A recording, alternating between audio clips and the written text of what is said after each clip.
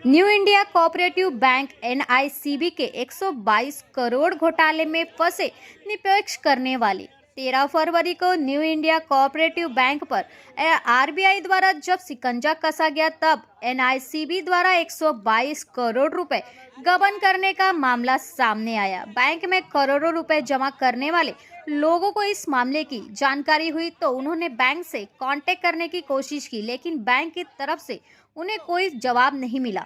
एनआईसीबी depositor foundation के अध्यक्ष TN Raghunatha एवं ज्वाइंट अध्यक्ष रजनी पितले कदम, सेक्रेटरी विवेक गांवकर, ज्वाइंट सेक्रेटरी रीना तिवारी द्वारा बैंक को नोटिस दी गई। इस गबन मामले की जांच पुलिस ईओडब्ल्यू के साथ ही ईडी कर रही है, जिसमें से कुछ लोगों पर ईडी का शिकंजा कसा जा चुका है। बाकी के लोगों की जांच की प्रतिक्रिया चल रही है और तब तक के लिए आरबीआई द्वारा एनआईसीबी बैंक के लेन देन पर रोक लगा दी गई, जिससे डिपॉजिटर परेशान। उन्होंने थाने वसंत विहार ब्रांच में सैकड़ों की संख्या में मोर्चा निकालकर नारा दिया कि हमारे पैसे वापस दो। बैंक में पैसा रखने वालों का विश्वास अब इस घोटाले से कहीं ना कहीं डगमगाता नजर आ रहा है। पैसा वापस दो। नीचे लीजिए, नीचे आओ। हमारा पैसा वापस दो।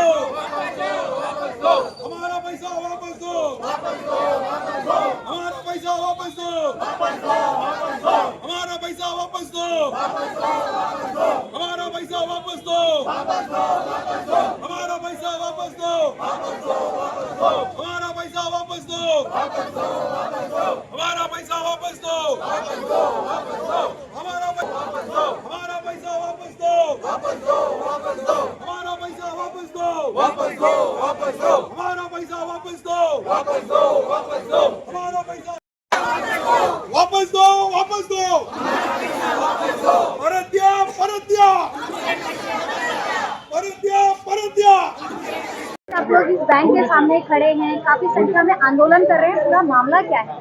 मामला क्या है, मैं टीएन रघुनाथा हूँ, मैं ये फाउंडेशन का प्रेसिडेंट हूँ और रजनी पितले हमारा वाइस प्रेसिडेंट है। हम लोग 13 तारीख फरवरी को जब रेस्ट्रिक्शन इम्पोज किया गया, तब से हम लोग लड़ रहे हैं हमारा पैसा वापस करने के लिए। अभी तक ज्यादा को मिला नहीं है, खाली वो 25,000 का विड्रॉल दिया है और उसके बाद 5 लाख का इंश्योरेंस मनी दिया है। हम लोग RBI official, new India official सबको मिल चुके हैं और एक आज का इसमें सभी जगहों से लोग आए हैं, थाने, मीरा रोड, अंधेरी, सभी जगह से लोग आए, बम्बई का और थाने का। हम लोग इसके लिए हमारा ये प्रदर्शन से हमारा आवाज को आरबीआई और न्यू इंडिया तक, गवर्नमेंट तक पहुंचाना चाहते हैं। इसके लिए हम लोग लड़ रहे हैं। तकरीबन कितने लोगों का पैसा इस बैंक में फंसा हुआ है? ऑलमोस्ट 1.25 लाख का अकाउंट होल्डर्स का पैसा अटका पड़ा है। और कितना पैसा अटका पड़ा है? ऑलमोस्ट 2,400 करोड़ तक पैसा अटका पड़ा है। कहीं ना कहीं ये बैंक लोगों का विश्वास है वो डगमगाता नजर आ रहा है। नहीं तो ऐसा कोऑपरेटिव बैंक में हुआ है हम लोग, लेकिन ये बैंक के ऊपर रिवाइव होगा करके आपको बैंक से क्या आश्वासन दिया गया? अब बैंक ने ऐसा कॉन्क्रीट आश्वासन दिया नहीं है। हम लोग रिवाइवल की तरफ जा रहे हैं करके बता रहे हैं, आरबीआई ऑफिशियल्स भी बोल रहे हैं। अब जितने लोगों ने पैसा डाला है बैंक में, बाकी लोगों का आक्रोश सामने आ रहा है, क्या लोगों के मन में बहुत आक्रोश है और उनको पैसा चाहिए, इमरजेंसी बहुत सारा है, एक पैसे को वो हाथ लगा नहीं पा रहे लोग, उसके वजह से बहुत आक्रोश। अगला कदम क्या होगा? हम लोग लड़ते रहेंगे जब तक हमारा ये नहीं होगा, पूरा रिलीफ नहीं मिलेगा 100%। हम लोग लड़ते रहेंगे। अभी आपने बैंक में एक लेटर दिया है बैंक कर्मचारियों को, क्या कहेंगे? उनका क्या रिस्पॉन्स आपको मिला है? उनके तरफ से हम लोग आपका जो मेमोरेंडम है हम लोग वो हमारा हेड ऑफिस में भेजेंगे।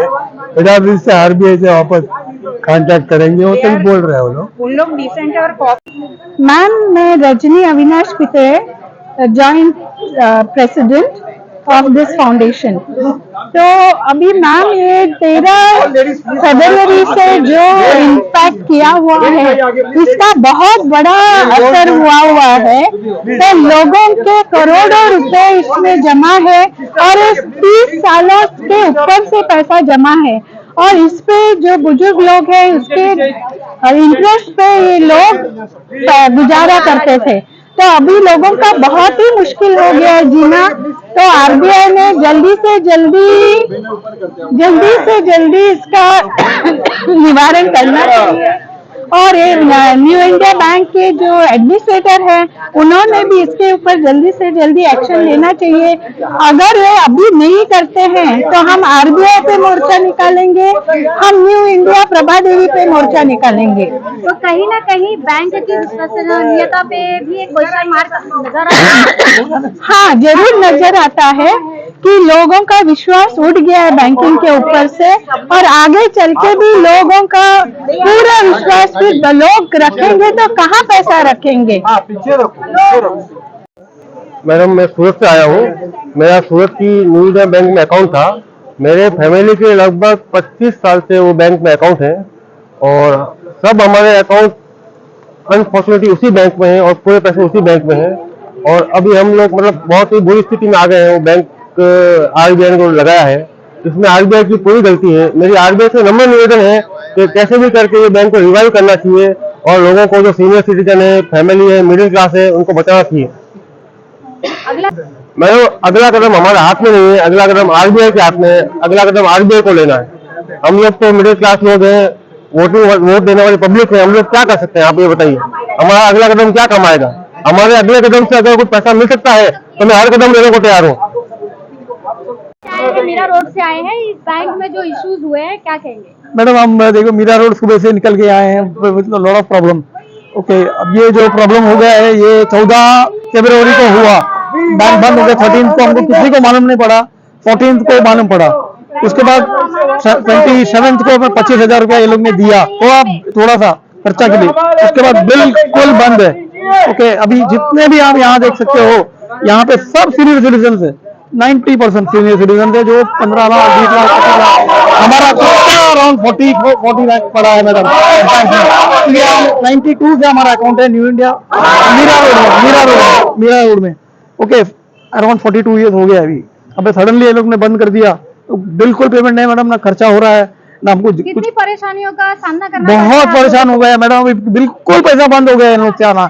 इंटरेस्ट तो आ रहा है लेकिन we are not able to withdraw, पैसा नहीं निकाल पा रहे। कोई आप लोगों को राहत नहीं दी गई तो अगला कदम क्या होगा? अभी अगला कदम यही होगा कि वापस every week will come and stand here. अभी नॉट ओनली हियर, यही प्रॉब्लम है मैडम। अच्छा, दूसरा